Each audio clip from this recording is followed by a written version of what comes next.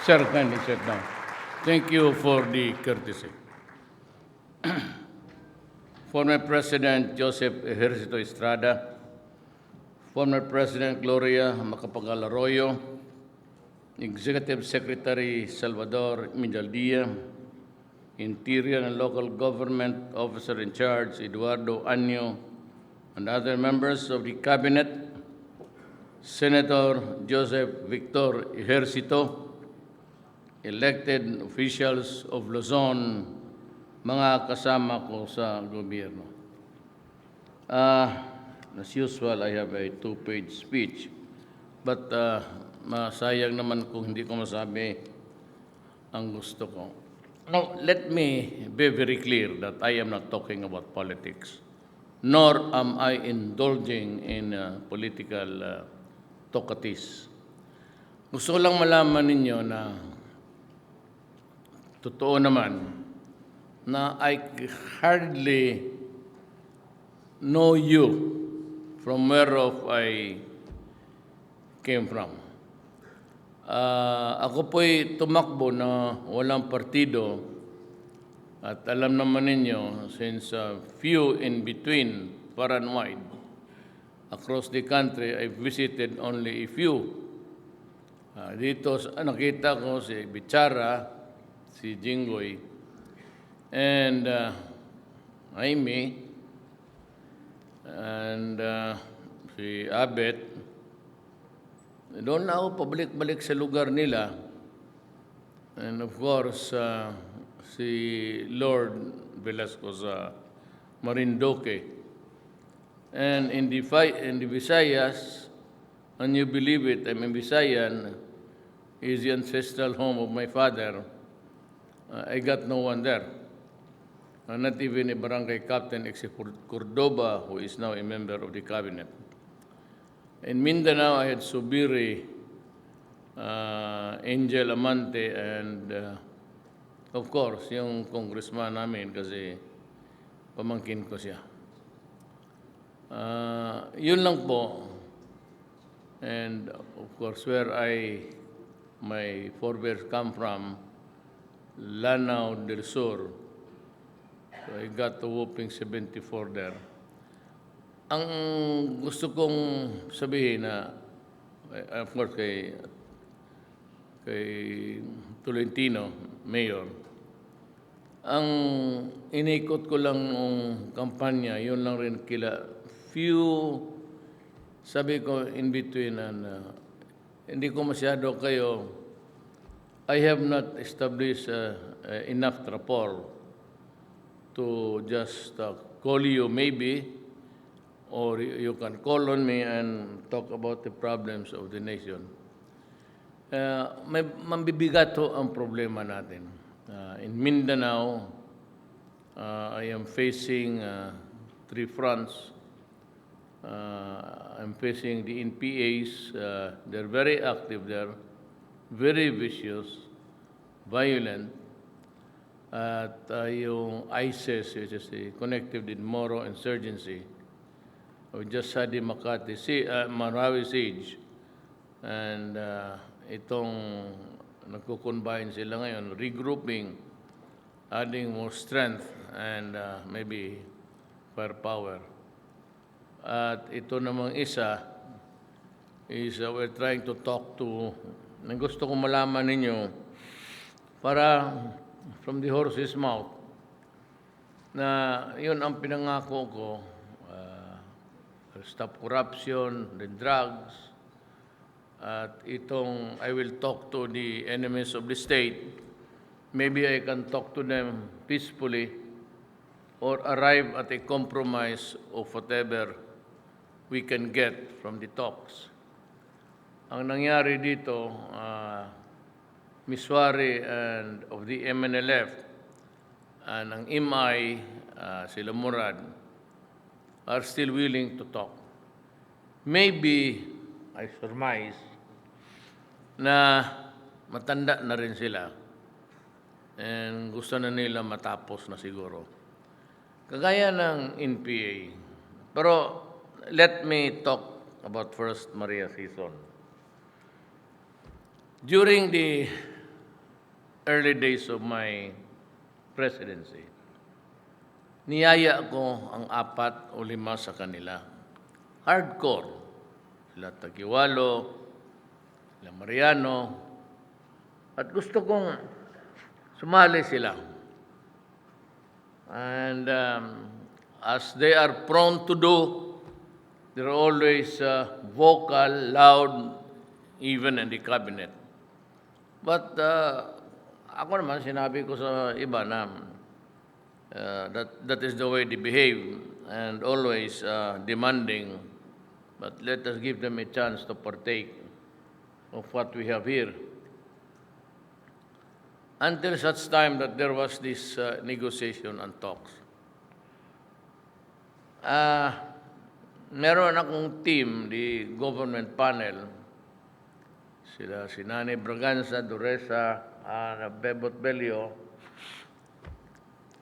Alam mo, I get the results of the workshops and the official proceedings. I get a copy.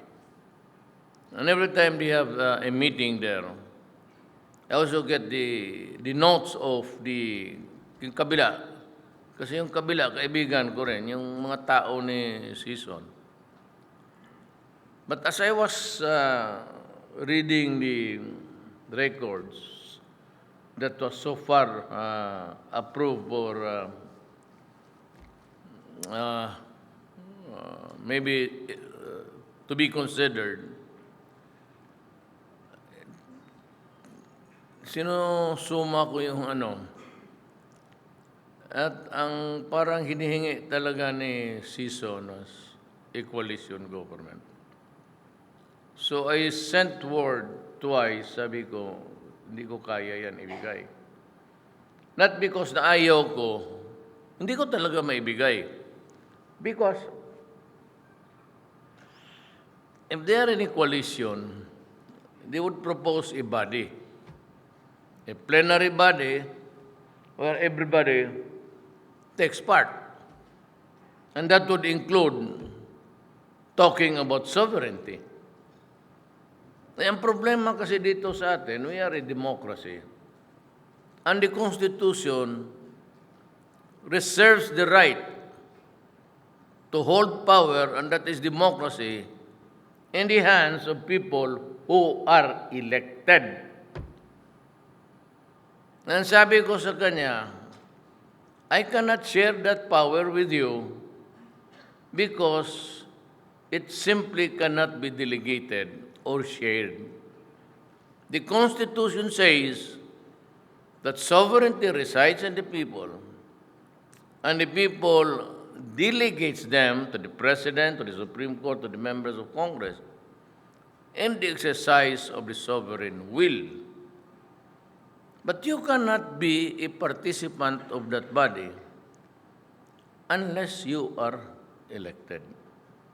Maybe sa cabinet, but if you talk on matters like economic bodies, sa mga economic council, I'm afraid that would be straying too much. And it would near the red line, which is not really allowed by the Constitution. So nag-stalemate kami dyan. And Season has been bubbling about so many things. Then tinapos ko na lang because every time there's a ceasefire, the violation would always come from them. The last time they agreed to end the ceasefire in February 10, and yet he was shooting my soldiers in Cotabato and Cagayan. Kaya sabi ko it was February 4, I called General Anyo. Sabi ko, sir, unahan na lang natin ito. Kanila February 10, akin February 8. Nung sa 4, nakita ko na yung resulta ng mga kalukuhan nila. And there was this ambush of 3 soldiers in Makati. makilala, rather. So I asked the military guys, ilan ang tama? And sabi nila, said there is one soldier who got hit 74 times. So, uminit ng ulo ko, sabi ko, para naman sila nagpapatay ng aso. At tinawagan ko siya, sabi ko, sir, ngayon na. We will declare the end of the ceasefire tonight. Gaganti na lang tayo. Habol tayo. Yan ang sitwasyon doon. So there's an impasse. I don't know who would blink first, but definitely it will not be government. They can take whatever initiatives they want, but and the killing continues, but at no other time are the NPA surrendering with their firearms. It is taboo to them here and in Mindanao, everywhere, na pag nag-surrender ka, tapos ibigay mo yung armas mo sa sundalo o sa pulis, ito talagang huntingin ka because that is an anathema, taboo. Talagang yayariin ka. So mabutit na lang, marami na ang nag-surrender. And also, I'd like to congratulate the armed forces and everybody, yung mga mayors, pati police, they are active in convincing people. Kahapon nga, I was talking to the rebels of Mindanao. Gusto ko ipresentar yung isang aide ko na major ng police, na byuda, whose husband died earlier sa ambos. Sabi ko, kita mo naman, wala kaming ginawa sa inyo. So we are trying to really go out and just embrace them as brothers. And at no other time, maraming armas. If they become decimated by the number of surrenderies, maybe the armed forces can finish them off next year. At mawala na to. Then you have a problem dito sa Abra, Nueva Ecija, pero hindi mas matindi sa Mindanao because of the so many firearms. Dito wala masyado. That is the status of the NPAs. Pero hanggang ngayon, they go about collecting taxes and ayan, makatao sila, but they magtag-isa, 2 ganta yung mga taga-bukid. At ang hindi alam ng mga NPA iba, hinihipo pa yung mga asawa ng mga taga-bukid. Sabi ko kasi na, is this the way you treat the civilian if you are in power? We are all sexual predators. Medyo we are succeeding, hopefully, if we can sustain the momentum. Ang akin lang dito is this. Almost everywhere, may massive housing ako. And there are persons who have volunteered to do the same. I do not have the permission to mention his name, pero yung kanya individual. Pero sa Davao, kasi yung dito sa Bulacan, ninakaw man ng kadamay, sabi ko sa mga sundalo, wag na lang ninyong patulan yan. Total, Filipino rin yan. Hirap rin kagaya sa atin. Gawaan ko na lang kayo ng ibang.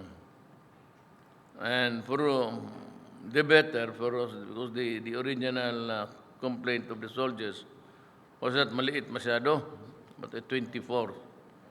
It has now expanded to 80. And I am about to complete many. Sa Davao City, may 1,000 ako. In Tagum, about 700 plus. Then Surigao and in Zamboanga.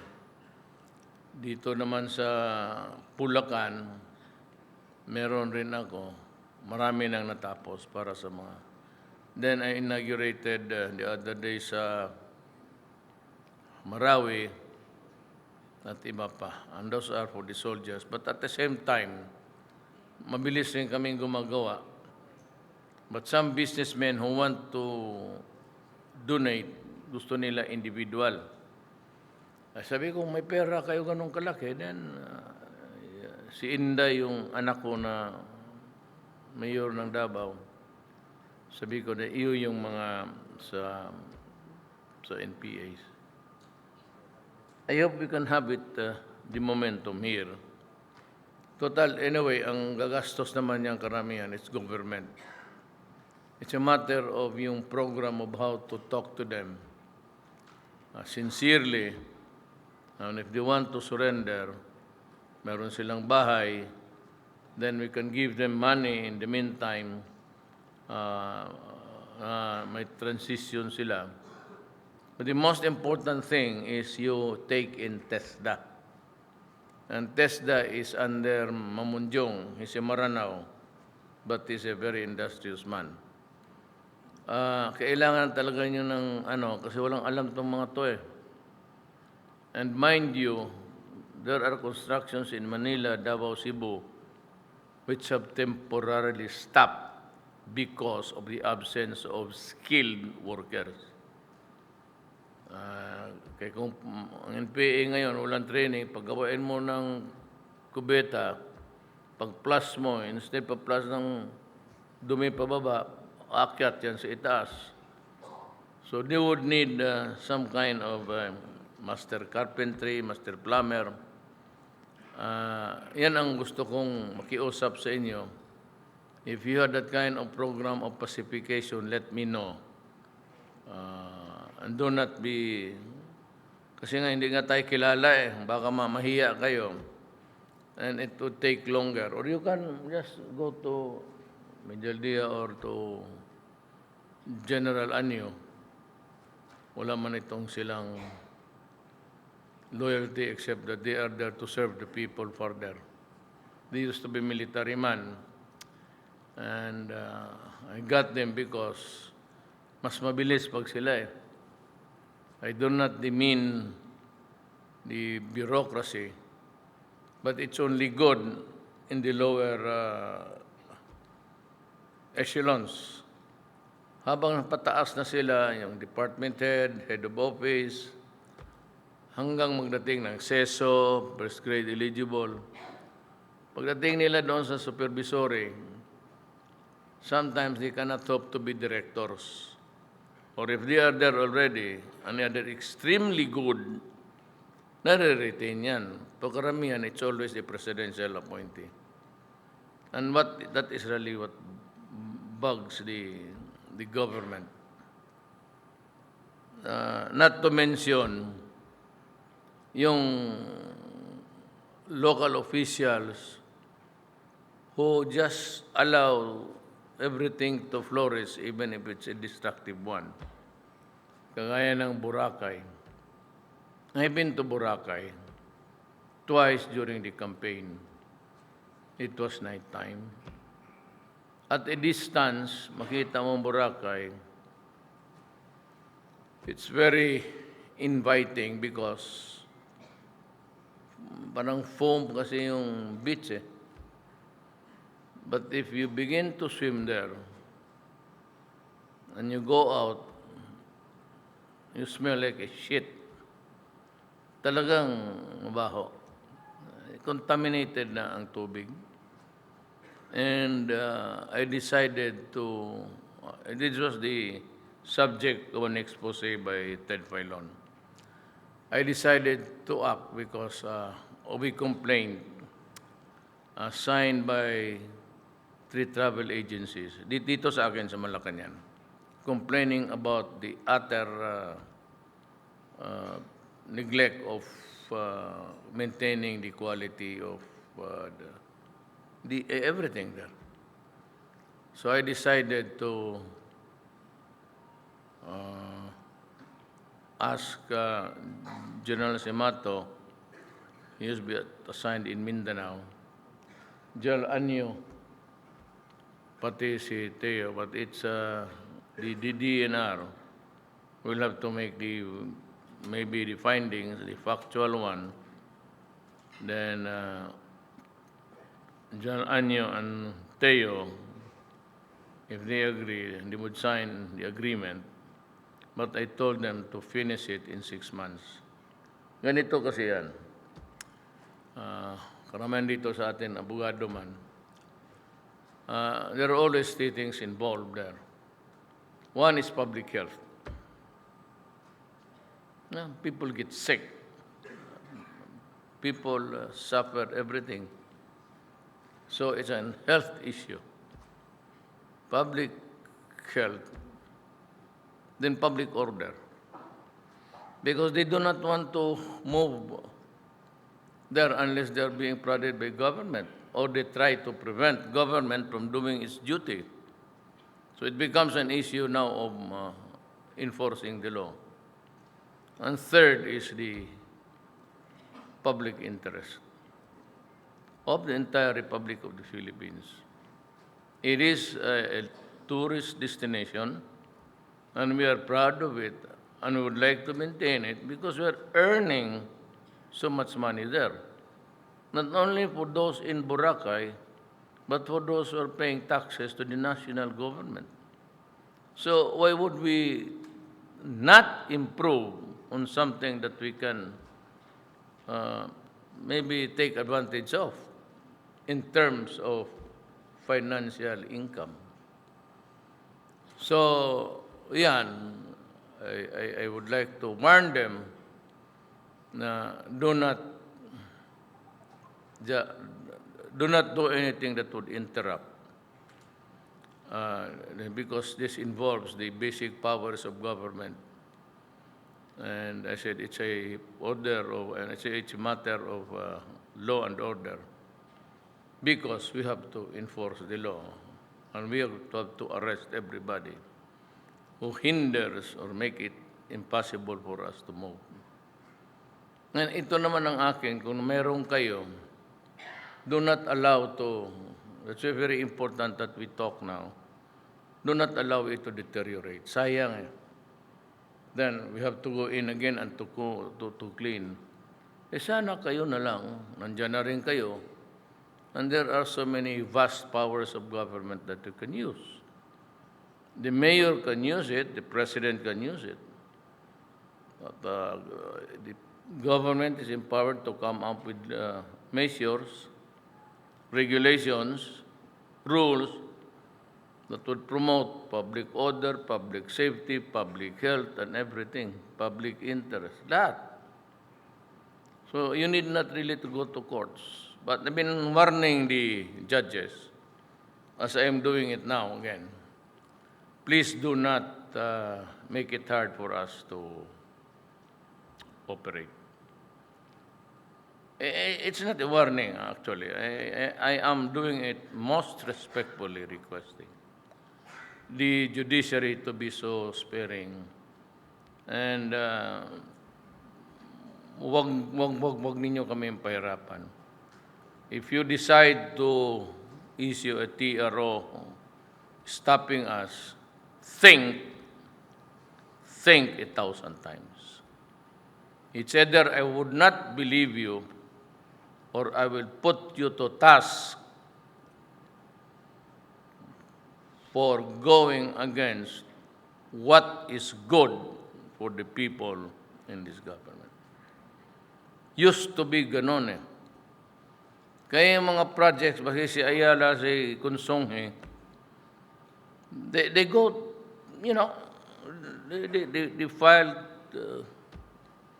only to settle in the end at the expense of the timetable of government. Ang karamihan kasi dito, pag natalo, pupunta ng korte, magti-TRO, alleging corruption and everything. Nandiyan na yung pera, ready for implementation. The courts, your courts, do not decide it more than after 1 year, 2 years, to the detriment of the public. It's about time that the courts here in the Philippines should realize that you are not the courts for everything and anything. You also have your duty to use the gray matter between your ears and see to it that you do not stymie or hinder progress in this country. It's not a warning. It is a pleading coming from the executive department, kami, na huwag masyado ninyong pahirapan ang bayan. Puro pera-pera yung ganon eh. Well, there are a lot of people who go around the country just playing golf. And if they hear that there's a bidding there, they would flock to that city or province and outbid everybody. Pababaan, ibagsak nila yan, even half of the cost of the project, and the win, magbibigay sila sa presidente kung may nagpapalo up, magbibigay sila sa senador, congressman, governor, mayor, pati barangay captain. So at the end of the day, we lose. And the project is not really as good as what people expect it to be. Yan ang warning ko lang hindi sa inyo. Just a gentle reminder, but to the courts to stay clear. Huwag kayong basta lang naman may magpunta TRO. You know, a TRO is not something which you can just give away every time there's a complaint filed. Study it, sleep on it, and decide properly. Para medyo gumana naman ang buhay natin. I do not pretend to be the cleanest person in this room. I have my faults, lots of it, many. But since we are here, puro man tayo, ako, I've been mayor for 23 years. Sabi ko nga, at sa awa ng Diyos, I survived so many 10 elections, including the presidency. I've never lost an election. It is not for humbug, but rather it goes, I'm just saying to you that my continuous connection with government has been going on for the last, if God wishes it, I would have served government for 40 years. I was a prosecutor before that. I was doing trial work. Yun lang ang akin.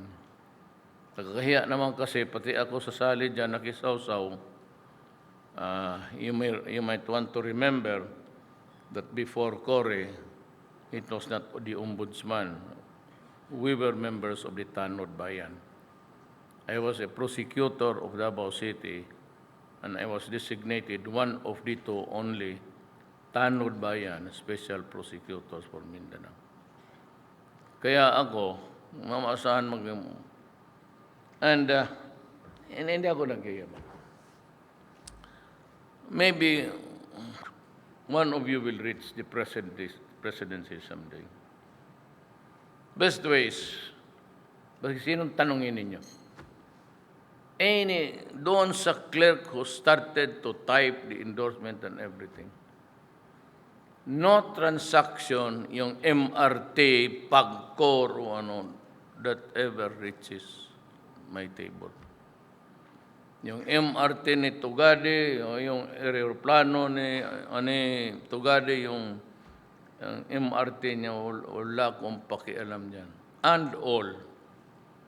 Ang dumadating sa akin yung appointments of the military, because I read them, siyempre, abogado, and all of policies ng banking system, and the things that we're planning to borrow. That takes a lot of time reading. Pero yung mga approval ng mga Hindi dumating ho sa akin. And I assure you, you can look at any government, even sa pagkor, wala ako dyan. But of course, I order.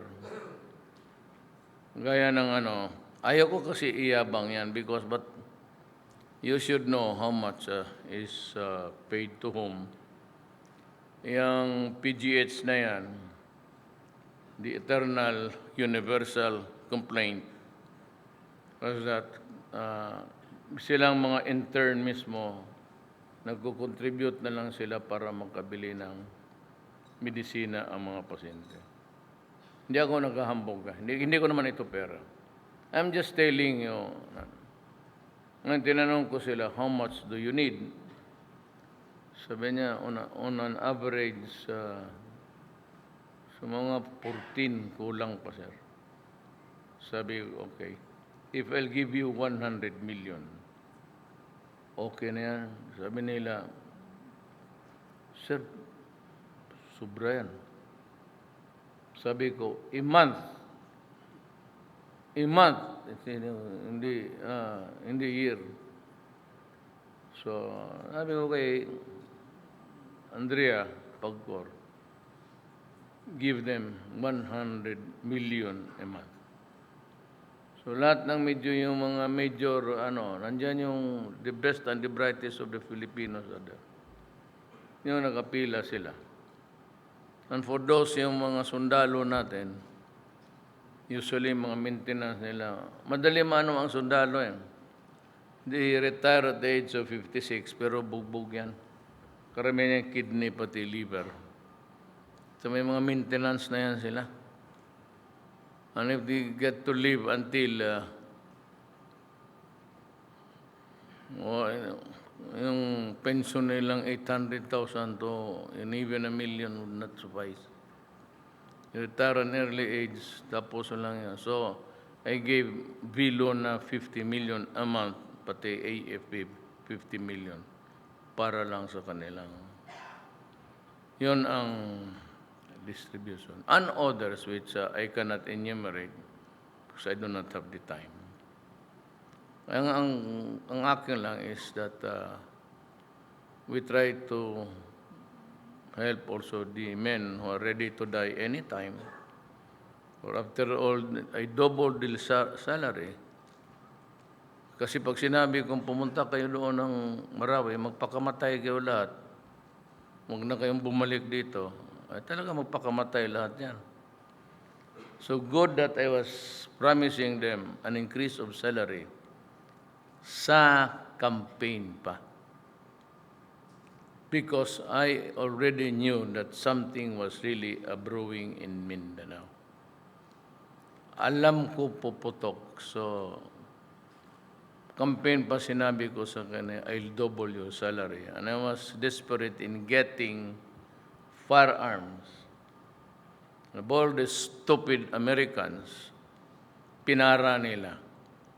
So yung 23,000 rifles, na hindi na ibigay yun, kasi of human rights.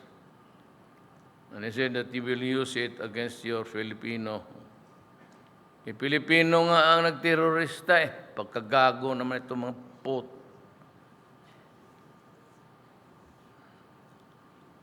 So how can you distinguish whether a Filipino nandiyan sa Mindanao hindi rebel?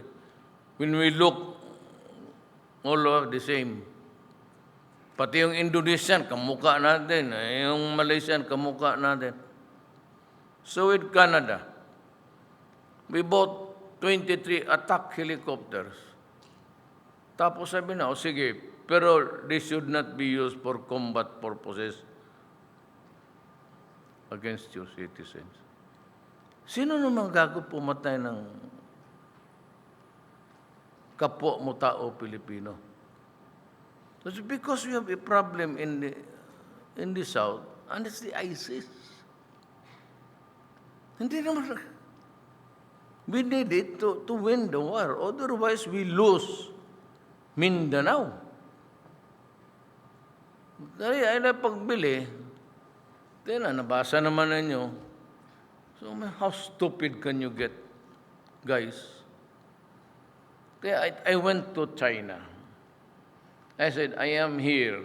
But I mentioned it in front of the cabinet. Silang mga generals nandoon. Anyo, Lorenzana, Esperon. Yung unang bilateral meeting namin, sabi nila hindi ako assertive. God, sinabi ko, I'm going to these Spratly Islands to dig oil. Anong sabi ni Xi Jinping? It was a very diplomatic talkative. Baka that would not be good. Please do not do it at this time because we're restoring our friendship and might lead to a war. Trouble. Alam mo yan sa diplomatic tukatis nga. Yung trouble means war. Wala mang ibang ibig sabihin yan eh. So sabi ko, okay, if I cannot do that then, can I just buy from you guns? I said, no problem. Do not buy it. I'll give it to you. Tapos kulang pa, kasi alam ko, hindi mo naman ako makihingi ng marami, ang Mindanao, pumuputok na. So I hurriedly flew to Moscow just in time after talking with the minor officials there. Pumutok. Sinabi sa akin ng military, Mayor, pumutok na there's already fighting going on. Good that I was able to talk to President Putin almost half before I left. I said, do not worry, I will send you the equipment. And to this day, in fairness to Russia and China, they never really ask for anything. No military alliances, no nothing. Ngayon, itong sabi sila, I am not assertive dyan sa South China Sea. Sinabi ko na nga, magkukuha ko ng doon. Sinabihan ako, trouble yan. Itong letseng Amerikanon to, huwag kayo masyadong bumlib dyan sa mga buang na yan. Tangina niya. Gusto nila, I have to assert using the UNCLOS law, yung award natin sa arbitration. But if I remind you guys, about 4 years ago, all the newspapers in the Philippines, the leading broadsheets, published parang may mga construction. At tama si Aquino.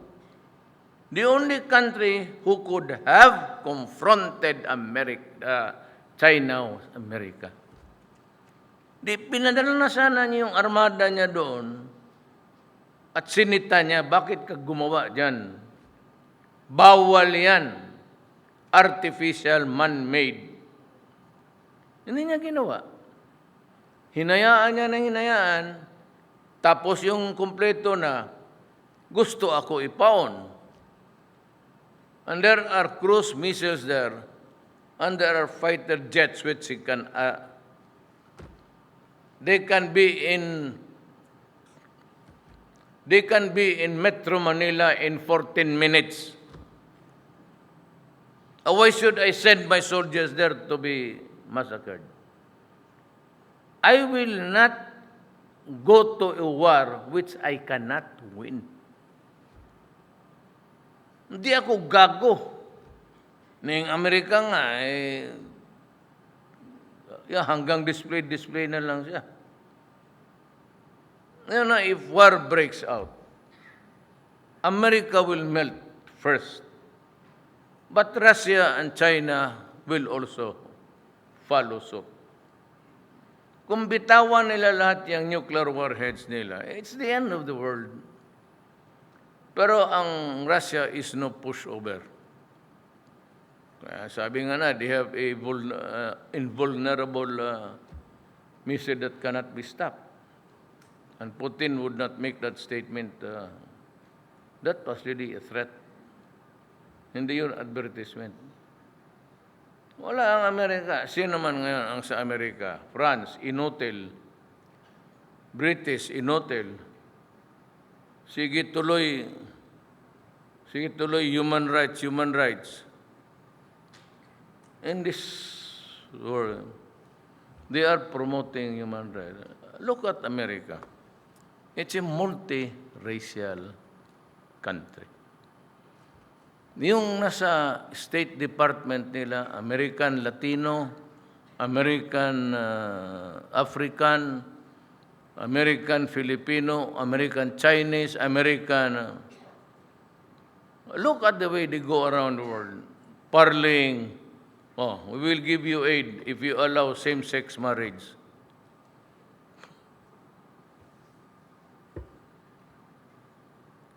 Paki-stupido naman itong mga putang inan to. Sa karaming delikadong bagay nga, you're spending, giving us aid, same-sex marriage.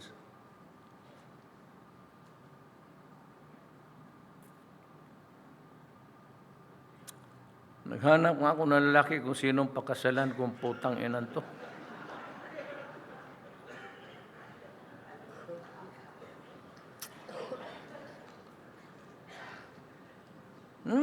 Human rights, human rights. Putang inang human rights. Look, even you place it doon kay Bato, wag na yung kay Santiago, 1.6 million addicts. 1,000,006 Filipinos made slaves to a drug called shabu. And every day when the monkey rides at their back, they do not have the money, they steal, they kill, beg, or borrow. Kaya gano'n ang nangyari sa atin. Tingnan mo crime rate noon. Kasi sino mga biktima, mga bata? Tingnan mo mga biktima ng drug addict. Raping a 6-month-old baby. Putang ina, patayin talaga kita. Let's check ka. So, buhayin kita. You do not deserve a minute longer in...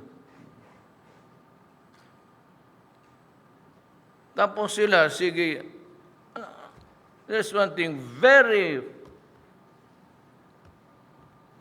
flagrant. Sabi niya, this is the number of people killed by Duterte. 7,000. Yan lang. Walang sabing masakir doon sa Davao dito. Gano'n lang, 7,000. Ibigay nila doon, ibandira naman doon sa labas. 7,000. Yun lang. Where? When? How? What? Sabihin ko, who was the 50th victim? May lang masabi. And yet, they are given importance. Ito naman ay International Court of Justice, palimbasa mga bobo rin. Kung pumasar ba ng bar yan, mga yawa na yun. Ayun sa kanya, go ahead, you investigate me. But I assure you, you will never have jurisdiction over my person. I assure you. Pagtanggap pala ng subpina, sabihin ko sila, determine first if you have jurisdiction over my person and the criminal acts that I allegedly committed. Sige daw. Sige daw. You have to have jurisdiction first bago ka magsalita dyan. Pero secret ko yan. Hindi ko sinasabi ka. Mahabol nila eh. Pero pagka ngayon magkasalubong kami, lalo yung mga abogado nila, yung itim, pati yung isa, yung payat, calamard, under no risk, walang kain. Don't fuck with me, girls. Kaya ako nasasaktan ho. Give me about. Kasi uwi pa ako ng Davao. Kumain na kayo. Buti kayo, kaya nauna na. Hindi pa? Sabay. Mukhang hindi pa bukas yung napkin. Gutom kami yan, galing pa ako Pampanga. Ano gani yung sabihin ko? Puta, nagutom talaga ako. Bakit ako so passionately? Sabihin ko sa inyo. When I was a congressman, in 1998,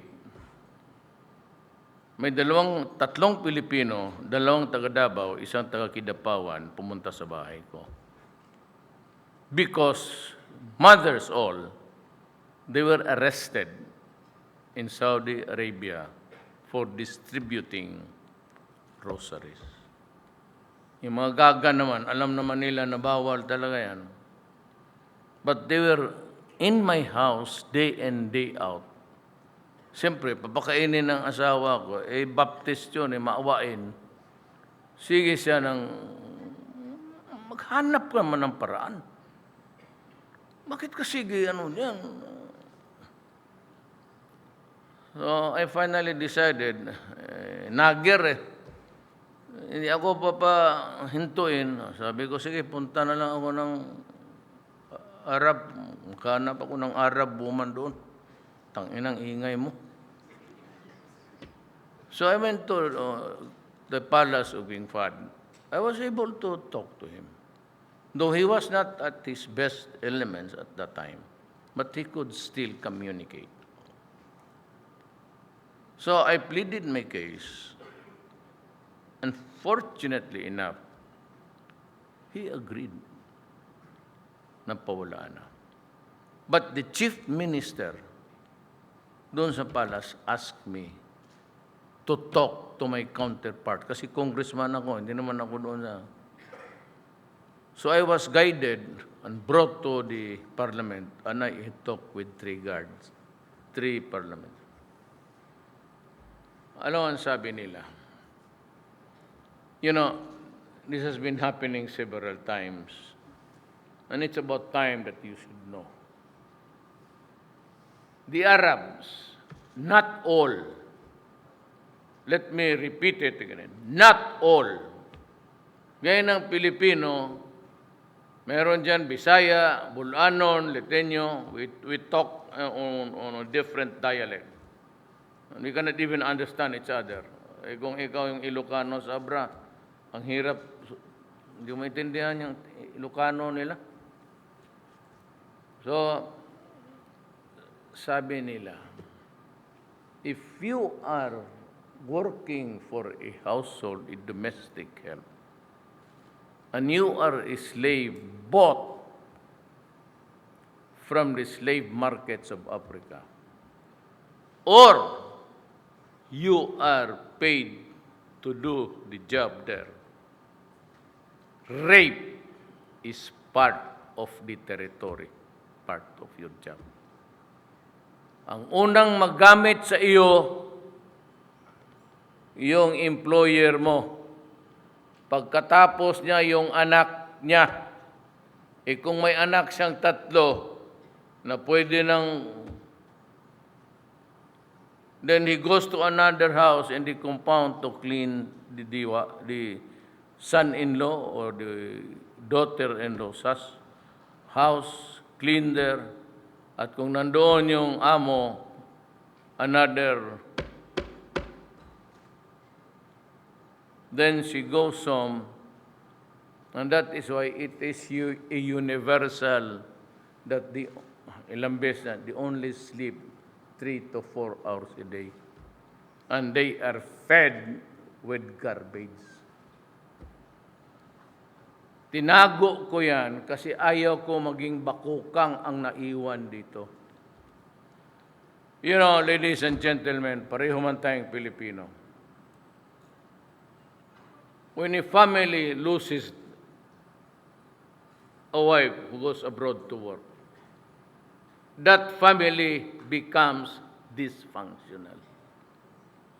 You know that, kayo mga babae. If the husband and wife goes out of the country to work, then that family is totally dysfunctional. Iiwan lang sa lolo, lola, kapatid, o mga cousins. Look at the sacrifice. Kasi itong mga putang inang itong mga droga, maghanap yan sila na bata na may stipend or receiving a monthly salary or money sa nanay. Tapos dikdikan ng dikdikan yan araw-araw hanggang bumigay. Then you would realize na itong isang Pilipinong pamilya nagpapandot na nga ang putang inang asawa para lang makapadala ng pera. Tapos pagdating nila, walang nangyari, naging gonggong pang anak nila, adik pa.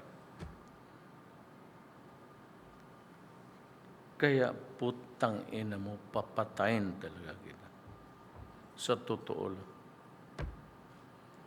I'm too sorry to say that in public. Iyayariin talaga kita. That's why when I was mayor on Davao, I said,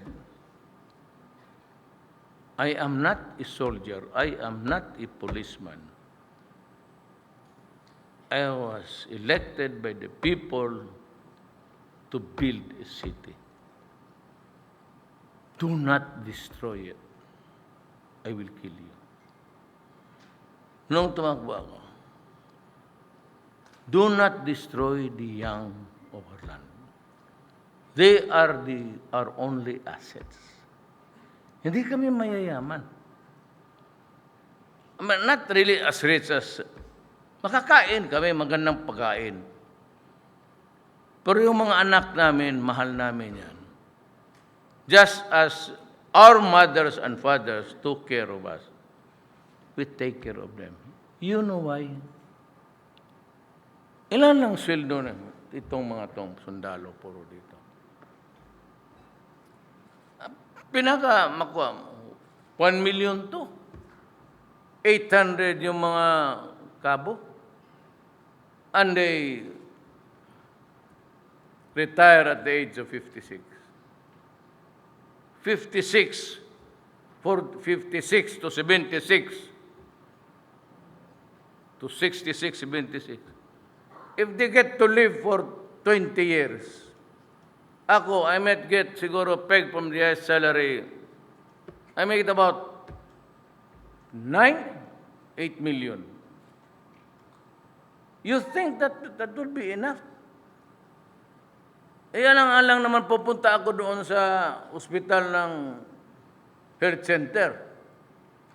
Di pupunta ako doon sa ospital ni ito maraming hospital na itong yawa na ito. Sobrang yaman. Mahal pa. Just like I took my mother. She was there for 3 months. And ako, sinong maasahan ko? Si Inday. Yung anak ko na mayor. Butit na lang nakalusot. O yung anak kong si Pulong, isa rin yung gangster. Ayun, mabubuhay yun. O yung si Baste. Pero si Baste naman, babae ang inaatupang, si Ardana. Tapos, lagyan mo pa ng, who will not buy for my medicines? Who will pay for my oxygen? Sinong mabayad ng kabaong ko? Ano will pay for my burial? Sano? Yan ang problema niyan. Maliit na nga kinikita, hindi pa makabili ng putang inang medisina lang para Kaya by hook or by crook, long range or short range, I have 3 years. Uubusin ko talaga. Wala akong pakialam dyan, putang inang human rights na yan. Litsin. Makatulong sa bayan ko. Wag mo ako. At I made only, even during the presidential debates, I was the first one to finish. Anong sinabi ko? I will stop graft and corruption. And I'm doing it. You know that I'm doing it. Then sabi ko sa droga, mas lalo na. Pinapakulong nung ako, ang raming patay. Then I tried talking to the enemies of the state. Meron tayong BBL. But I tried my best kay Season. Hindi nag-succeed. Someday, maybe. Then, as I promised, I do not interfere in the economic affairs of the country because hindi ako economist. Ni halos hindi ko mapasa-pasa yung putang inang subject na yan. Nahilo ako sa ganun yung bakit drawingin pa ito ng ganun. Hindi mo lang yung 1950, ito lang kita mo, minus. Nalugi ikaw. Ay, pag ganun-ganun pa na. Ayaw ko yan. Nahilo ako. Wala naman akong pakialam. Ito, totoo to. You can ask anybody, including the clerk, or the source of the document. Wala kang makita sa akin na perma. Not even Walang pumapasok dyan. Yung MRT kay Tugade yan. DOF kay Dominguez yan. With all full authority to sign. Walang dumating. Kaya ako, pag binira ko ang putang inang EBS-CBN na yan, kaya kitang babuyin. Wala kang masilip sa akin. Kayo ang mga kawatan. ABS-CBN, pagkatapos ni Aquino, there were the Lopez group of companies. You remember that? You borrowed money from the DPWH. It was a financing institution. You borrowed close to 7 billion. At the end of the day, it was condoned. Tinablan ninyo because you were in power. Because you had the media, kaya inquirer, ganon rin. Ako, ano makuha ninyo sa akin? Sinabi ko na sa inyo, ang deposits ko will not go beyond 40 million. Ayaw kong ibigay dyan sa mga politiko, mga ulol. Bakit gawain ninyo akong utosan? But anybody of you here would want to take a look. Tell me now, I'll give you a written permission. And if it exceeds 40 million, I will step down. Hindi na magamit ng hagdanan. Lulukso ako dyan.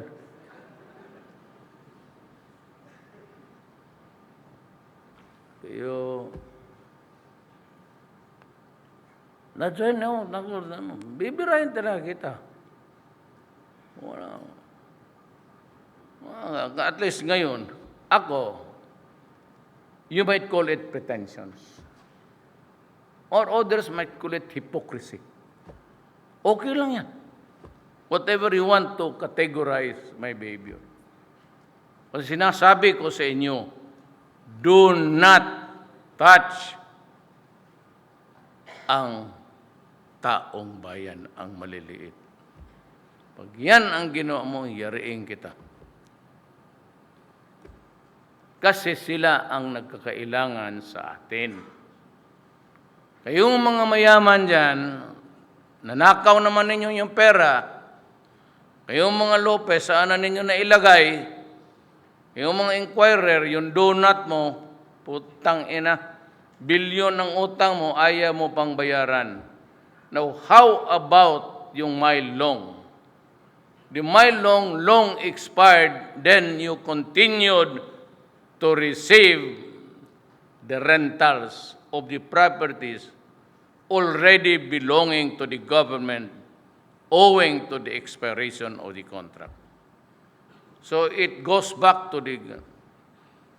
Saan ang pera? Wala. What is my stake? What is my take? Putang ina, yayariin ko kayo. Economic sabotage. Alam mo, mga Lopez, yung economic sabotage, walang bail yan. Gusto ninyong subukan? Para makatikim tayo. Lahat. Kayong mayayaman,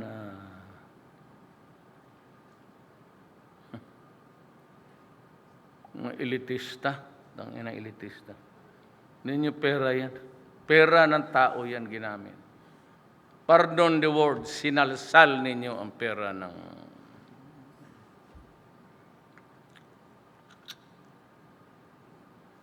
Sa airport. Pag kami ang dumadating, yes, Mayor. Walang customs. Yung binili ng asawa ko, mga 5 luggage train. Bagay, puro mungkok lang naman. Pero, itong mga OFW, buksan. Yung dito sa Clark. Tinawag ko si Tugadi, pati yung manager dito sa Clark. One more. Pati sa Naya, isa pa. Putang ina, maghanap ka ng trabaho. Mabigyan ko talaga. Tanungin mo. Sabi ka yung manager dito, manager ng Naya. Halika. Isa pa. Putang ina yung bantay ko sa akin. Buksan mo, ang luggage ni Ayala, luggage ni Gokongwe, lulusyutan. Dalhin mo na yung bag, guyurin mo yung eroplano, pagbili mo doon sa Bakalan, bigay ka lang sa akin ng token, mga 200 pesos. Inyo na yan. Gano'n ka ng maliliit na tao. Yan na nga yung ano niya sa buhay niya. Pahirapan mo pa. Ayaw ko magsabi, mahirap ako, mayaman ako. Basta yan. Sabihin mo, nagpapakorne ako. Di, nagpapakorne ako. Walang problema, basta sumunod ka lang. Problem is not really whether true or not I'm a hypocrite. But the issue here is whether you are ready to, pagka hindi, away tayo. Kaya mga miners, prepare because I will really close the open pit. And if you guys would take a helicopter, Manila to Mindanao, parang tansan yan ng San Miguel na hindi na ginamit. At a certain height, parang puro butas yan. Kaya pagka nag-ulan, puno ng tubig, mag-absorb yan, landslide. About time that you either can kill me, assassinate me, or ask the CIA to do it as a favor for you. Wala mo rin tayong gana sa Amerikano. Yun ang gusto ko lang marinig ninyo yung sentimento ko na hindi ko mailabas-labas. Kaya nireserba ko talaga yan para sa inyo. Para kung sakali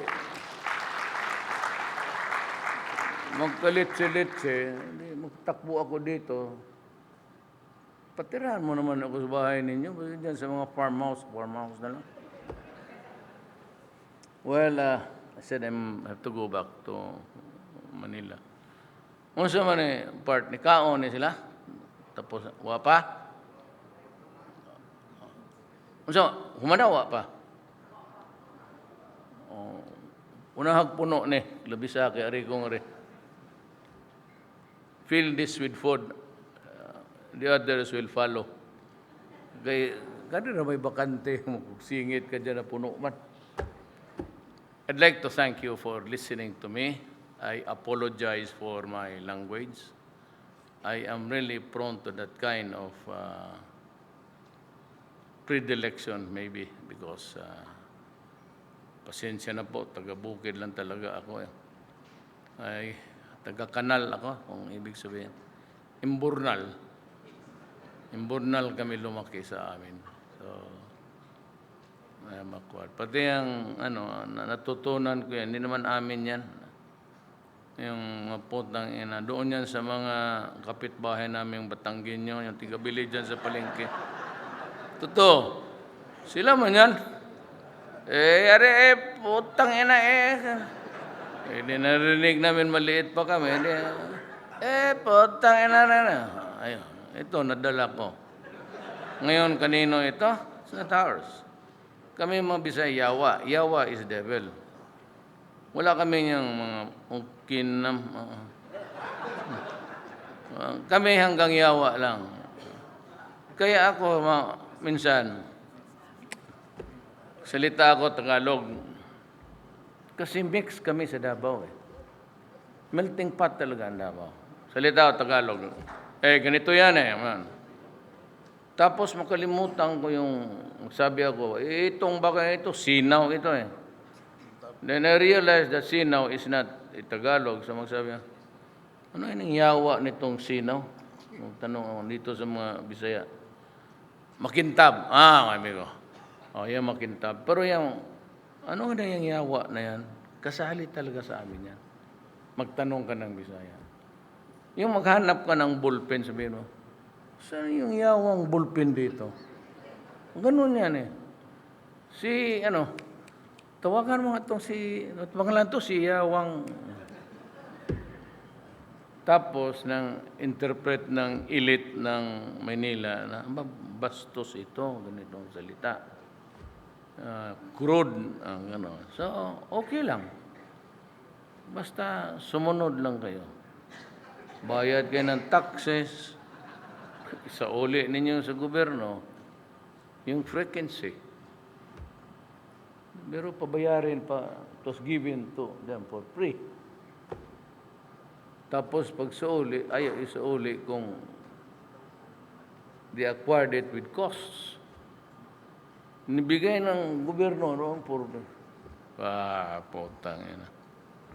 Sabi ko talaga sa cabinet member yun, sir, sinabi ko talaga kay putang ina, sabihin mo yan si tuliin ko si uli. Sa uli niya yan. 2 days. Yung isa tawag, day after, sa uli nila. Yung frequency sa telco. Magbayar. Libre, tapos ngayon, binigay, bayad ako, buang ka. So, I might be somewhat a very crude, pero the only consolation is whether you will place me before the podium or lectern of the United Nations. Paski nga kay Ma'am Ruyo noon, mag-meeting kami noon. Magpuputang ina ko noon sa cabinet meeting. Gano'n man ako, niya si Ma'am, sanay mo yan siya. Patawag niyang gabi, tapos sabi, Ma'am, Rudy, ano yung problema? Kung bahala niyan, Ma'am. Tapos tawag siya, Rudy, bakit maraming patay dyan?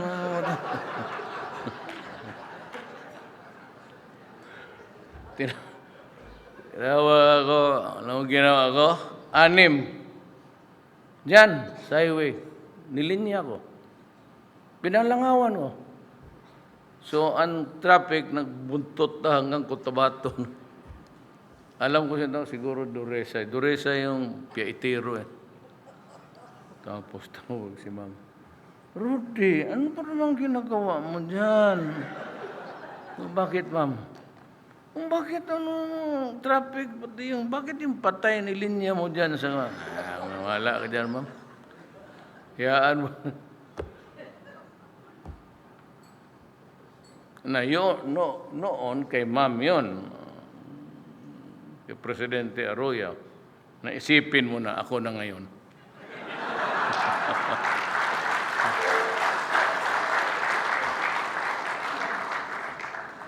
Pero pagdating ng UN, nandito pala si Governor Bichara. Sir, kita sa... Huwag kayo mag-testify. Ginawa ninyo yan na magbili na lang kayo ng eroplano, overland kayo. Maraming sundalo. Ambusin mo yung gagong yan. Joke only. And again, thank you for listening.